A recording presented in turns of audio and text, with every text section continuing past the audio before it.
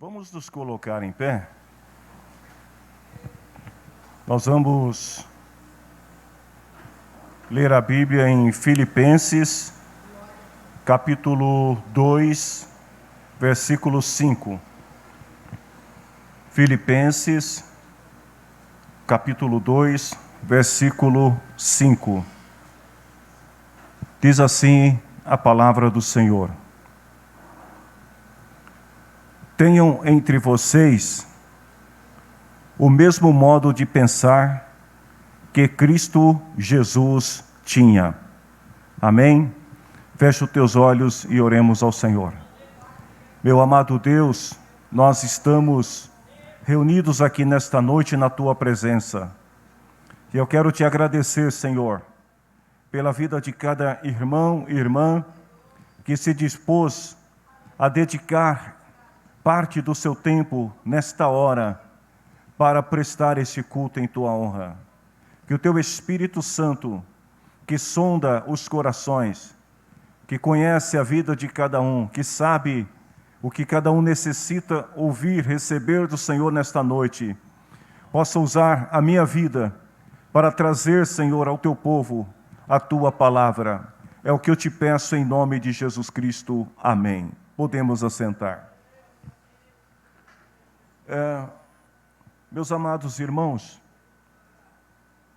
eu estava nesta semana meditando um pouco na palavra do Senhor e esta palavra de Filipenses, no capítulo 2, versículo 5, foi uma palavra que falou muito forte ao meu coração.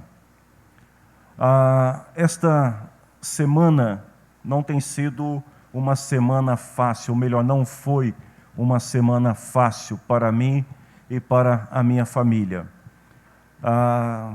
Eu tive, na verdade, uma semana muito difícil, com bastante preocupações, principalmente, não que o Aleph não mereça a minha atenção, mas o Aleph é jovem e ele estava firme, forte, bonitão, como sempre, né? Mas a minha preocupação grande com a saúde da minha esposa e também com a saúde do meu filho Abner, que precisou ficar internado por 2 dias. E eu tive que acompanhá-lo também no hospital. Daí o motivo de eu estar me preservando também em relação aos irmãos com o uso da máscara. Mas eu estava pensando um pouco nesta palavra, porque se eu falar para vocês que só esta última semana tem sido difícil, não é verdade. Na verdade, o que acontece é que este início de ano tem sido muito difícil para nós, enquanto Igreja do Senhor. Há muitas situações que vão acontecendo na igreja e que a gente observa, e mesmo às vezes tentando agir de alguma maneira, não conseguimos ter êxito em relação às pessoas que têm se desviado, que têm se afastado do caminho do Senhor, por questões pessoais, coisas fúteis, que têm levado alguns a se afastar dos caminhos do Senhor. Alguns alegando sentir-se desanimado, outros culpando um e outro pelo motivo da sua fraqueza. E a verdade é que muitos têm se apostatado da fé, muitos têm se afastado da presença do Senhor. Jesus nunca disse que este caminho seria um caminho fácil. Ele deixou bem claro que seguir a Jesus significa negar-se a si mesmo todos os dias, tomar a cruz. Jesus disse que seguir a Ele significa estar preparado para o enfrentamento do mundo, porque no mundo vocês vão ter tribulações, vocês vão ter aflições. Eu estava lembrando de um movimento que começou recentemente nos Estados Unidos, numa cidade chamada Asbury. Eu acredito que muitos de vocês também acompanharam pela imprensa, pelas redes sociais, quando um grupo de jovens universitários decidiram entrar na capela da universidade para orar, e dali o movimento foi crescendo e hoje tem tomado alguns campos universitários na América, e eles estão numa corrente contínua de oração, e muitos até já comparando esse movimento de Augsburg com o movimento que aconteceu em 1904 na Rua Azusa, um movimento de avivamento como há muito tempo não se via. Eu fiquei pensando, o porquê os jovens americanos de uma hora para outra decidem orar tão fervorosamente? O que está levando essas pessoas a clamar ao Senhor? Se a gente observar nos noticiários, nós vamos ver que estamos falando de uma nação que está enfrentando uma grave crise econômica, uma nação que está à mercê de um conflito global, de uma guerra contra outras nações, não é contra uma, é contra outras nações. E tudo isso tem causado muita preocupação àquele povo. E a preocupação tem levado muitos a orar. Eu fiquei pensando, será que o Brasil também não está precisando de algo parecido? Será que os crentes brasileiros precisam também de um chacoalhão como este, para despertar desse estado de passividade, de ociosidade, de preguiça, de relaxamento, para se voltar para o Senhor enquanto é tempo? Quando eu comecei a meditar nessa palavra, na verdade, ter a mente de Cristo, pensar como Jesus, não é algo comum e não é algo fácil para qualquer ser humano. Porque quando Paulo fala sobre ter a mente de Cristo, ele está falando de um processo que é para toda a vida. Você aceita a Cristo, você começa a caminhar com Ele, começa a conhecer o Evangelho, a verdade vai sendo revelada, e a tua mente vai sendo dominada, as tuas ideias, os teus conceitos, pelo Espírito de Deus. Então não se trata de algo que a gente sente no momento, que a gente pensa no momento, agora eu estou pensando como Jesus, e amanhã já não está mais. Mas é algo que tem que ser praticado, exercitado, vivido, todo momento, todo tempo. Então Paulo está falando de algo que a gente tem que cultivar na nossa mente. É você dormir, é você acordar, é você viver a sua vida o tempo todo pensando, agindo como Jesus faria. Eu quero falar um pouco para vocês. Algumas pessoas disseram que eu deveria falar pouco hoje, então eu vou falar só 1 hora para falar pouco. Eu quero falar sobre 6 características que eu penso que nós cristãos precisamos desenvolver, que vão nos ajudar a ter uma mente semelhante à mente de Cristo. Primeiro, nós precisamos entender que a mente de Cristo, ela produz vida. Então, para a gente pensar como Cristo, nós precisamos ter uma mente controlada, regida pelo Espírito Santo. Paulo diz isso lá em Romanos 8:6, quando ele fala assim, que as pessoas que têm a mente controlada pela carne ou pela natureza humana, acabarão morrendo espiritualmente. E esta é a razão porque muitas pessoas se desviam na fé. Elas se desviam porque a sua mente nunca foi uma mente espiritual, mas uma mente carnal, baseada naquele conceito de trocas, de recompensas. Se eu fizer tal coisa, Deus me dará outra coisa. Se eu for no culto hoje, eu vai ter revelação para mim. Se não tiver, não volto mais. Essa é a mente carnal. Mas Paulo diz assim, os que têm a mente controlada pelo Espírito de Deus, terão vida eterna e paz. Ou seja, Paulo está afirmando aqui, deixando bem claro, que esta mentalidade carnal gera morte espiritual. A pessoa pode vir para a igreja, ela pode ficar um tempo, ela pode até se tornar líder na igreja, pode ser obreiro na igreja, pode participar ativamente das ações da igreja.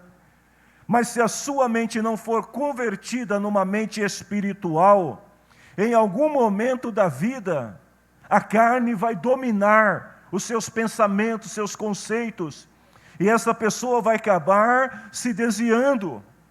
Então nós precisamos entender, irmãos, que se Jesus não estiver na nossa vida, se o Espírito Santo não nos reger, nós estaremos espiritualmente mortos.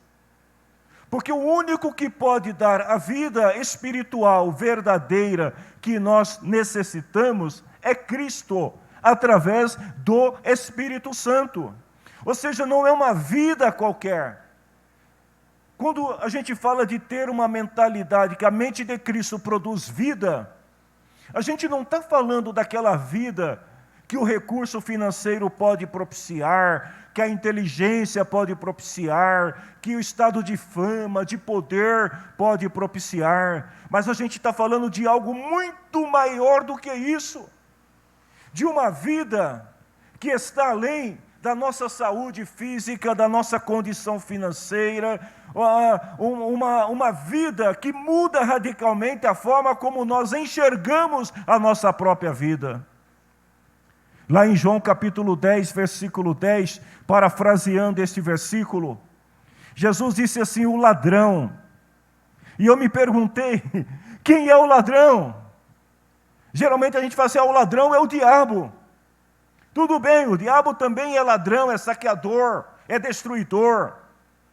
Mas o ladrão aqui, ele pode ser também as vãs filosofias, os conceitos errados que nós geramos em nossa mente acerca de nós mesmos, acerca de Deus, acerca das pessoas.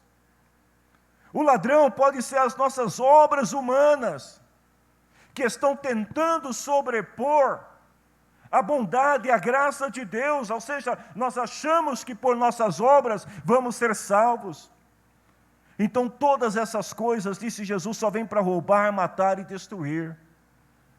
Porque a pessoa cedo ou tarde, ela vai descobrir que as suas obras são incapazes de produzir a verdadeira vida. Que os seus conceitos filosóficos são incapazes de produzir a verdadeira vida. Por isso que Jesus diz assim, eu vim para que vocês tenham vida e a tenham em abundância, eu tenho uma vida completa. Então o que isso quer dizer? Que se nós queremos ter uma mente como a mente de Cristo, precisamos nos render ao Espírito Santo. Nós precisamos começar a pedir a Deus que nos ajude a ter esta compreensão para pensar como Cristo. E como é que nós vamos descobrir que estamos pensando como Cristo? Quando as nossas ações, as nossas decisões, as nossas palavras, as nossas atitudes estiverem de acordo com o que a palavra de Cristo nos ensina. Quem abre a mente para o Espírito de Deus, Paulo diz, quem tem uma mente espiritual, experimenta a verdadeira vida de Cristo. Agora deixa eu te dizer uma coisa, esta é uma escolha que cabe a você. Eu posso passar a semana inteira pregando aqui todas as noites, 1 hora de pregação por dia. Você pode passar 12 horas do seu dia na internet ouvindo pregações de pastores. Você pode passar tempo que seja da tua vida tentando fazer isso sozinho. Mas ninguém vai mudar a tua mente se você não quiser mudá-la. Vejam bem, os pais, eles podem obrigar os filhos, impondo regras.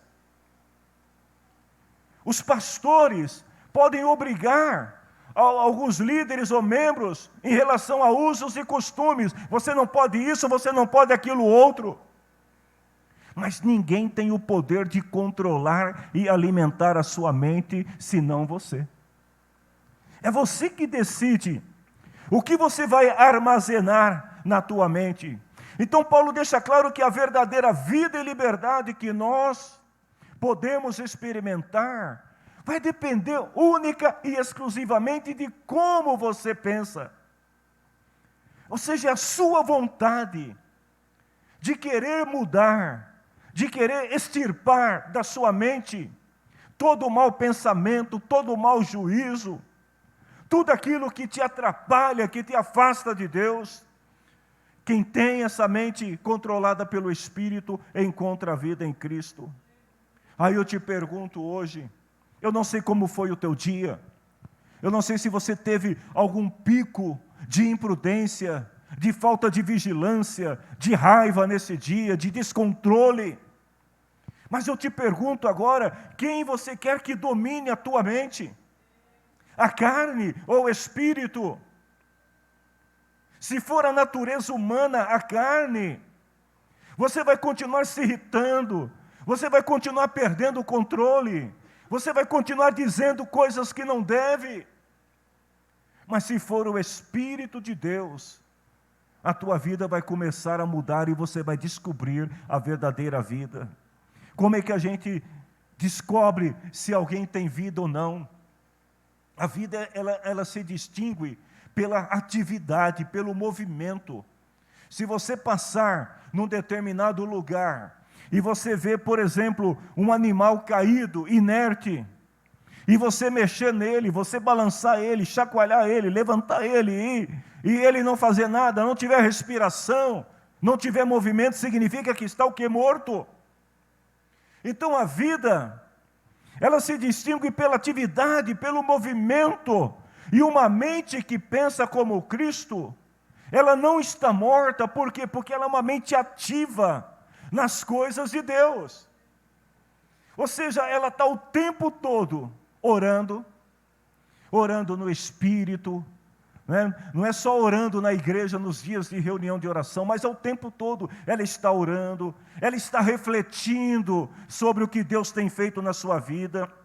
Ela está o tempo todo buscando descobrir quais são os propósitos de Deus para a sua vida. Uma mente que tem a vida de Cristo, ela se apresenta nos diálogos com as outras pessoas, falando coisas boas, se alegrando com as coisas de Deus, tem prazer nos assuntos espirituais.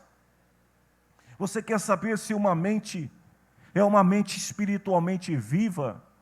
É quando tem uma roda de pessoas e elas estão falando impropérios, palavras que não são boas, de baixo calão, e aí o crente chega e ele sai fora, porque a mente dele repudia aquele tipo de atitude, não se deixa contaminar por isso. A segunda característica é que a mente de Cristo é uma mente perseverante. Como assim? Mentalmente, né? É uma mentalidade, vamos dizer assim, de alguém que procura perseverar na sua fidelidade a Cristo. Paulo fala isso em 2 Coríntios 11:3. Assim como Eva foi enganada pelas mentiras da cobra, eu tenho medo que a mente de vocês seja corrompida e vocês abandonem a devoção sincera e pura a Cristo. Você sabe que um dos grandes problemas que nós enfrentamos diz respeito à facilidade que a gente tem para se distrair, para perder o foco principal. Hoje de manhã eu estava aqui na escola dominical e o irmão Antônio estava ministrando a aula e me veio uma reflexão. Era algo muito importante que eu gostaria de anotar para poder compartilhar com os irmãos. Mas eu não estava com caneta na mão. Eu estava com celular, mas eu pensei, se eu pegar o celular, o irmão Antônio vai olhar para mim e ele vai achar que eu não estou prestando atenção na aula dele. Aí eu confiei na minha mente. Eu disse para minha mente, fica tranquilo, quando terminar, você anota, você não vai esquecer. Aí eu pergunto para vocês, eu lembro do que eu estava pensando? Não lembro. Eu sei que era uma reflexão tremenda, mas eu perdi o time, eu perdi o tempo. Porque nós temos essa facilidade de se distrair, de esquecer, de perder o foco. Então a concentração é algo muito importante que o crente precisa ter. Porque durante o dia, a nossa mente ela percorre direções, quilômetros e quilômetros ao longo do dia. Tem gente aqui que no dia de hoje já viajou do outro lado do mundo em pensamento. Enquanto o culto está acontecendo aqui, você já pensou tantas coisas, porque a tua mente não para. Então veja, perseverar, uma mente perseverante, é uma mente que procura prestar atenção. Sabe por que é importante quando você está no culto, que você anota algumas coisas importantes que você ouve? Para não esquecer. Porque a gente precisa estar concentrado nas palavras que nós ouvimos, nos mandamentos, nos exemplos de Cristo. Ou seja, a sua mente precisa estar ocupada com Cristo. E isso só é possível se nós obedecermos o que Paulo diz em Colossenses 3:2. Pensem nas coisas que estão no alto. Sempre que vier algum pensamento contraditório que vai tirar você do foco, né? Senhor, não me deixa, volta para o foco. Ou seja, perseverar significa você ter disciplina. Disciplina para manter a atenção. É você direcionar e concentrar a sua mente nas coisas do reino, como Paulo também diz aí em Filipenses 4:8. Meus irmãos, encham a mente de vocês com aquilo que é bom. Porque o tempo todo você vai ter o mal tentando também corromper a sua mente. O tempo todo você vai ter os maus pensamentos tentando te corromper. O tempo todo a tua mente vai estar viajando por lugares infindos. Mas se você encher a tua mente com as coisas boas, estas viagens mentais que a gente tem ao longo do dia, elas serão para o teu bem, para a tua edificação espiritual. Terceiro, a mente de Cristo é humilde. Então quem tem a mente de Cristo também tem uma mente humilde. A pessoa que não tem essa atitude mental de humildade, não pode dizer que é um cristão verdadeiro. Lá em Filipenses 2:3 e 4, Paulo fala assim: irmãos, sejam humildes, considerando os outros superiores a vocês mesmos. Agora, como ser humilde? Primeira coisa, você não pode ser humilde se você não for uma pessoa modesta. O que é ser uma pessoa modesta? Simples. Uma pessoa que carrega bondade no coração.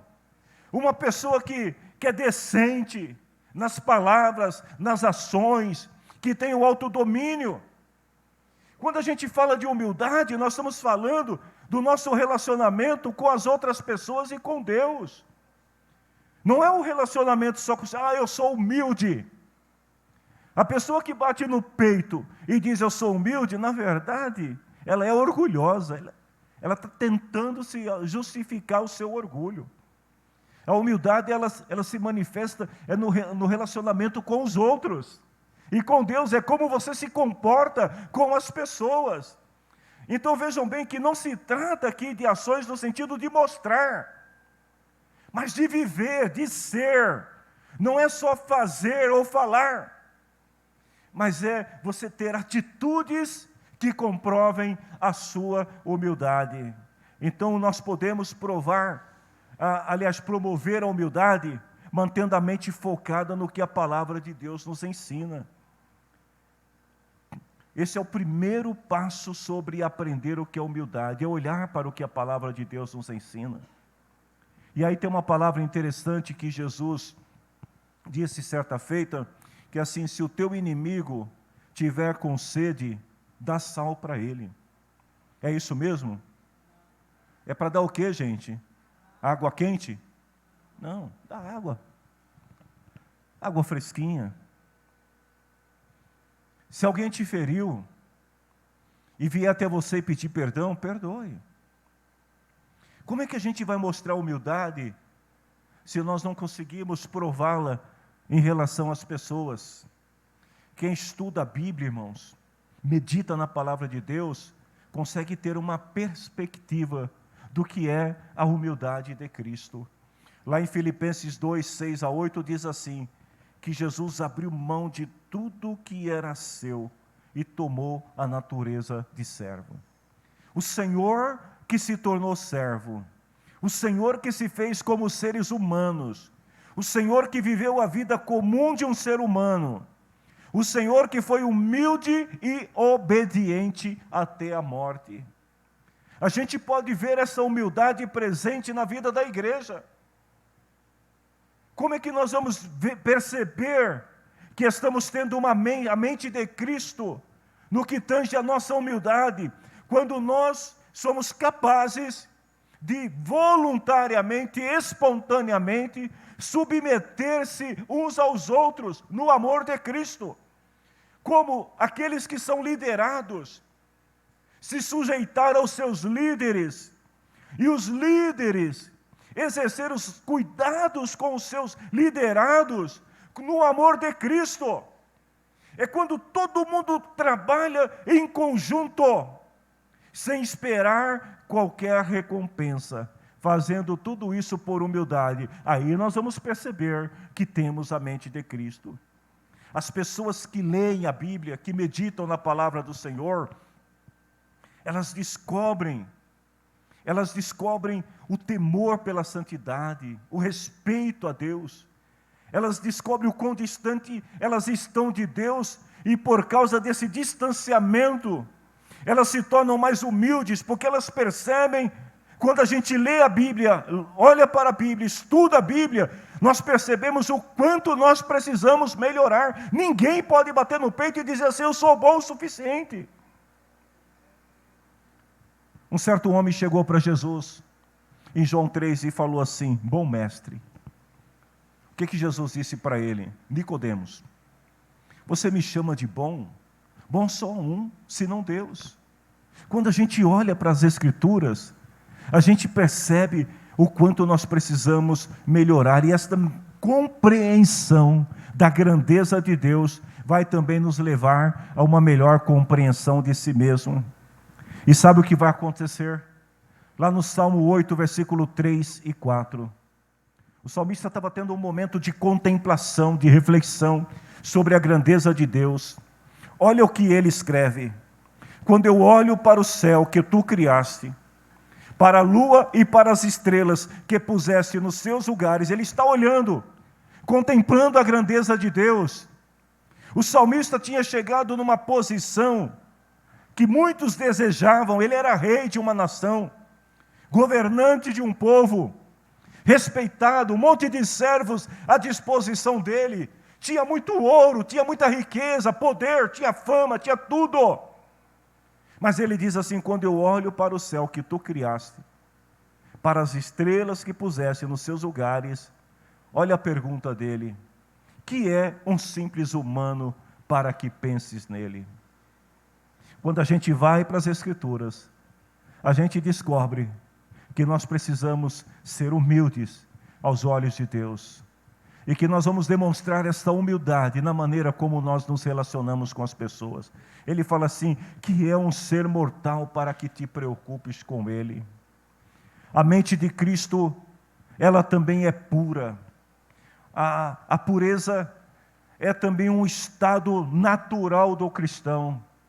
Toda pessoa que teve um encontro com Deus, que teve um encontro verdadeiro com o Senhor, ele procura manter a sua mente pura. Lá em Tito 1,15 diz assim, tudo é puro para os que são puros. Ou seja, aquele que entregou a sua vida para Cristo, que tem consciência do seu pecado, ele não aceita que as manchas venham sobre a sua mente, que o pecado venha aflorar na sua mente. Agora deixa eu te dizer uma coisa, eu sei que não é fácil manter uma mente pura. Se você falar para mim assim, pastor, mas isso é tão simples. Eu nunca tive um mau pensamento, nunca pensei em torcer o pescoço de alguém, nunca pensei em fazer uma maldadezinha desse tamanho contra alguém, eu nunca desejei. É difícil manter a mente pura, não é? Mas quando você tem a mente controlada pelo Espírito Santo, não vou dizer que vai melhorar muita coisa, não, mas você pelo menos vai ter compreensão que errou. Mesmo o crente que está sempre crescendo ali na graça, no conhecimento de Cristo, ele também pode ter a sua mente contaminada. Aliás, um dos motivos de ataque constante do crente na mente é que o diabo, ele pode, olha, anote isso para você não esquecer, o diabo pode te conduzir a domínios de pensamentos nunca conhecidos. Ele pode levar a tua mente, sabe, às vezes uma situação envolvendo uma outra pessoa, e o diabo ele pode causar na tua mente um pensamento errado em relação a outra pessoa. Agora veja os meios de comunicação: internet, televisão, rádio, pode levar qualquer pessoa a ouvir ou acessar ambientes inapropriados que vão contaminar a sua mente. Quantas pessoas que cometeram suicídio lendo artigos na internet a respeito do assunto? Quantas pessoas que praticaram violência porque começaram a entrar neste submundo da violência na internet e de repente se tornaram violentas? Ou seja, a pessoa, ela não precisa nos dias atuais estar num ambiente com outras pessoas para ter a sua mente contaminada. Basta ela se conectar ao mundo virtual. Nesse mundo você vai encontrar luxúria, inveja, ganância, ansiedade, suicídio, crimes, violência, traições, prostituição e por aí afora. O pecado está em todas as partes, inclusive no teu teclado, na telinha do seu computador, do teu celular, da tua televisão. Agora, para vencer as tentações da impureza, é preciso querer ser puro. E por que eu disse que não é fácil? Porque você precisa ter o autocontrole, de saber mudar de página, de saber deletar, de saber mudar de canal. Você precisa desejar, precisa se esforçar para que esse desejo de mudança torne-se a tua paixão, o teu desejo diário. Eu quero ser diferente. Você não vai aceitar de maneira alguma que essas impressões que o mundo causa venha dominar a tua mente e os teus sentidos. Se o teu desejo de pureza for sincero, Deus vai te dar poder e graça para você vencer as impurezas. Quando você estiver, seja mudando um canal, ouvindo algo que não deveria, acessando o que não deveria, o Espírito Santo, Ele vai falar com você. Mas cabe a você, naquele momento, decidir, interromper, parar ou continuar. Ou seja, queridos, a coisa mais segura que você pode fazer é fugir completamente da tentação. Tem um certo escritor que disse o seguinte, que a atitude mental, ou seja, a força de mudança vem antes da tentação, e não durante ela. Ou seja, a pessoa, para ela mudar, ela precisa mudar antes. Ela não pode pensar o seguinte, não, eu me conheço, eu vou até lá e quando estiver lá eu consigo sair. Você não consegue. Então veja, vencer, ter uma mente pura é um ato prévio. Você tem que fazer isso antes, não é durante. Se alguém te convida para um ambiente que você não deveria estar por ser cristão, não vá. Porque você não vai ter o controle na hora certa. Então, tem que tomar uma decisão de manter-se puro. Olha o que o salmista diz no Salmo 101, versículo 2 ao 4. Eu serei honesto em tudo o que fizer. Essa é a posição mental do salmista em relação a Deus. Eu serei honesto em tudo o que fizer. Aí ele diz assim, viverei uma vida correta na minha casa, é posicionamento. Ele está dizendo aqui, olha, é uma decisão pessoal, não é que alguém lhe impôs, é você que decide. Viverei uma vida correta na minha casa, não deixarei que entre nela nenhum mal. Você tem a chave, amém? Você tem o controle. Ele diz, eu detesto as ações daqueles que se afastam de Deus e não tomarei parte dos seus pecados. Afastarei de mim pensamentos desonestos e não terei nada a ver com a maldade. Cabe a você manter a sua mente pura para ter a mente de Cristo. Em quinto lugar, a mente de Cristo ela é sensível. A sensibilidade que eu me refiro aqui é a empatia. Ou seja, quando os discípulos estavam assustados depois que Jesus ele foi crucificado, na noite do dia em que Jesus ressuscitou, ele apareceu para os discípulos numa reunião, e olha o que a Bíblia diz, Lucas 24, 45, Jesus abriu a mente deles para que eles entendessem as Escrituras. Os discípulos eram pessoas que passaram 3 anos e meio sendo treinados intensivamente pelo próprio Cristo. Jesus acreditava neles. Vejam que os discípulos, eles não eram perfeitos. Os discípulos, eles tinham um déficit de aprendizagem muito grande. Algumas vezes, eles chegavam para Jesus em particular e perguntavam, Senhor, explica para nós, a gente não entendeu. Mas Jesus, com toda a paciência, foi ensinando os discípulos, sabe por quê? Porque eles eram receptivos. Eles queriam aprender. E Jesus, então, gastou 3 anos e meio da sua vida, do seu ministério, ensinando aos discípulos. A sensibilidade do crente, irmãos, ela deve ser dirigida a Deus. A gente precisa ter, a exemplo dos discípulos, essa sensibilidade, esta empatia de querer aprender para ser como Jesus.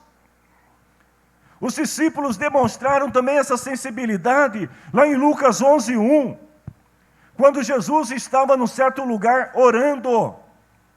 E quando Jesus acaba de orar, os discípulos chegam para Jesus e falam assim, Senhor, nos ensine a orar.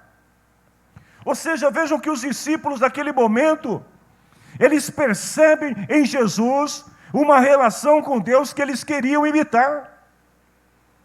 Eles percebem que Jesus, na sua oração, orava com fervor. A graça de Deus envolvia Jesus. E os discípulos, eles queriam também experimentar aquela mesma graça, aquela mesma virtude. Então vejam, Senhor, meus queridos irmãos, que a sensibilidade a Deus, ela é essencial para o progresso da vida espiritual. Nós precisamos ser sensíveis ao Espírito Santo. Como é que a gente cultiva essa sensibilidade? Tem 3 passos importantes, e você conhece todos esses passos. Mas eu vou só repetir para você, mais uma vez, lembrar 3 passos importantes que vai te ajudar a ter uma sensibilidade espiritual mais aguçada, que vai tornar a tua mente como a mente de Cristo. Primeiro, gaste um tempo da sua vida estudando a Bíblia. Leia a Bíblia todos os dias.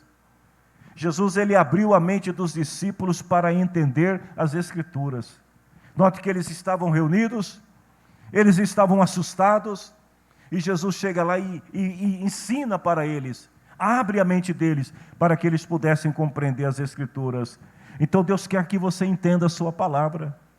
Agora, para entender, você precisa ler a Bíblia. Existem segredos da parte de Deus, revelações da parte de Deus, que é só para a tua vida. Então não adianta só ficar indo na internet, procurando pregações, mensagens, que venha falar de encontro com aquilo que você quer ouvir. Você precisa ouvir a voz de Deus direto da fonte, na sua palavra. Leia a Bíblia. Segundo, gaste um tempo da sua vida com oração. Porque a oração, ela sensibiliza o seu espírito. Quando os discípulos quiseram imitar Jesus, o que foi que eles pediram para Jesus? Senhor, nos ensina a andar sobre as ondas? Não. Senhor, nos ensina como ressuscitar mortos? Não. Eles pediram para Jesus o quê? Nos ensina a orar. Porque a oração, ela vai tornar a tua vida mais sensível à voz de Deus. Terceiro, desenvolva a comunhão congregacional. Participa dos cultos. Seja presente nas reuniões de culto. Converse com seus irmãos. Compartilhe com eles as suas experiências espirituais. Ore com seus irmãos. Conversem uns com os outros sobre as coisas de Deus. E você vai perceber que muitas vezes Deus vai usar o teu irmão, a tua irmã, que está na mesma reunião de culto, para falar com você. Então esses são os 3 passos que todos nós devemos sempre lembrar. Por fim, a mente de Cristo, ela é pacífica. Vamos voltar lá para Romanos capítulo 8, versículo 6. As pessoas que têm a mente controlada pela natureza humana acabarão morrendo espiritualmente. Mas as que têm a mente controlada pelo Espírito de Deus terão vida eterna e paz. Ou seja, a mente espiritual, ela é pacífica. A paz faz parte é uma das qualidades de quem tem o fruto do Espírito. Mas não é algo que você alcança por conta própria, irmão.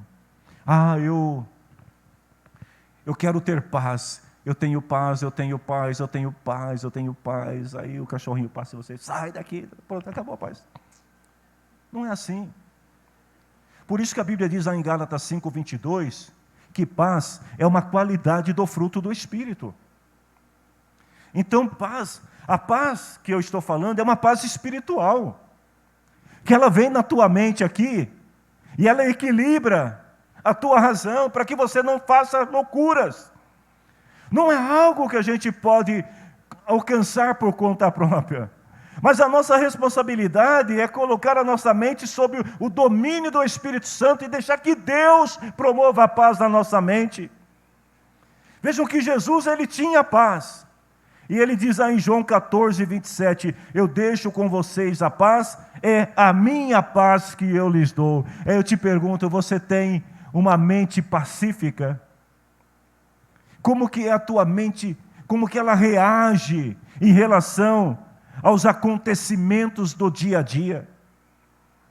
Como é que a tua mente reage em relação às pessoas que são contrárias a você? Como é que a tua mente reage quando você se vê frustrado em algum de seus planos? Jesus disse, é a minha paz que eu vos dou. Eu quero concluir esta mensagem dizendo 3 coisas que nós podemos fazer para desenvolver então a mente de Cristo. Foque a sua mente em Deus.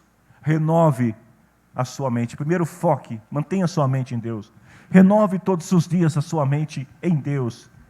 E procure desconectar a tua mente das coisas que não agradam a Deus.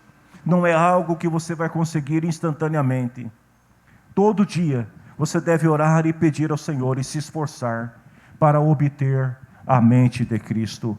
Aí eu te pergunto nesta noite, você quer ter a mente de Cristo? Então, como disse Paulo, tenha entre vocês o mesmo modo de pensar. Vejam que quando Paulo diz ter aqui, é no sentido de se esforcem para alcançar. Você deve todos os dias, sempre que algo vier à tua mente que não é do agrado de Deus, procure repreender, procure ter a mente de Cristo.